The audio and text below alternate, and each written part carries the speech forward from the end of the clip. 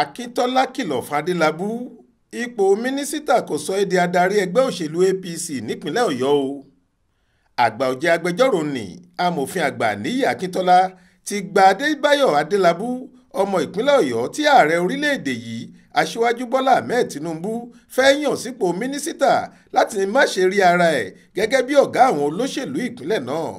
Nínú ìfọ̀rọ̀wérọ̀ kan tó ṣe pẹ̀lú oníròyìn orí ẹ̀rọ ayélujára olóyìnbó kan Ọ̀yọ́ Insight, Akintọla sọ pé ìṣòro tí ọ̀pọ̀ àwọn tó bá gba ipò ìjọba àpapọ̀ máa ń sábà ní ni pé wọ́n máa ń rí ara wọn gẹ́gẹ́ bí adarí ẹgbẹ́ òṣèlú wọn tàbí ọ̀gá àwọn olóṣèlú ìpínlẹ̀ wọn.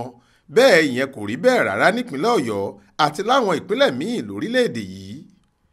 Akintọla ṣàpèjúwe Adelabu gẹ́gẹ́ bí ẹni tí ipò mínísítà tọ́ sí nítorí tó jẹ́ akọ́ṣẹ́mọṣẹ́ lẹ́ka ìṣirò owó. Bẹ́ẹ̀ ló gbà á nímọ̀ràn láti má ṣe jẹ́ kí ipò náà kó sí i lórí débi tí kò fi ní mọ àwọn tó jù ú lọ yàtọ̀ sáwọn tí wọ́n jọ jẹ́gbẹ́. Gẹ́gẹ́ bó ṣe sọ, Adelabu ní láti mọ̀ pé kì í ṣe agbára òun lòún fi rí ipò yìí gbà. Gómìnà Mákindé mọ̀ nípa ẹ̀ kí adarí wa ààrẹ Bọ́lá Tinubu tó yàn án sípò yẹn.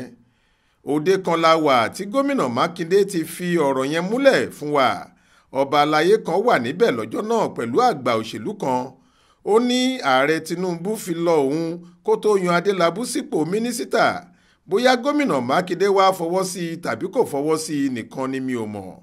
Mo ṣáà mọ̀ pé gómìnà mọ̀ sí i kí wọ́n tó yan Adelabu sípò mínísítà láti ìpínlẹ̀ Ọ̀yọ́, gẹ́gẹ́ bó ṣe wí.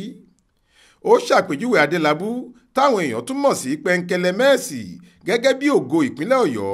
Bẹ́ẹ̀ ló gbà á nímọ̀ràn láti lo ipò náà dáadáa fún ìdàgbàsókè orílẹ̀-èdè yìí.